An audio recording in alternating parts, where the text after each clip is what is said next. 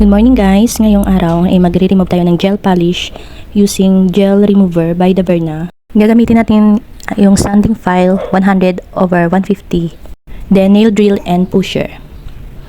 First, gamitin natin yung sanding file, i-buff yung first layer ng nails.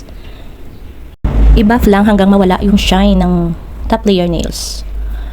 Yun yung time na maglagay ka ng gel remover or magic gel remover. Tapos kapag may cuticle oil ka, lagyan mo sa gilid para hindi matamaan yung skin ng client, para hindi mahapdi. Take note po, pag naglalagay ng gel polish remover, sa kuko lang mismo, wag sa kilikili. Oh my God! Joke lang.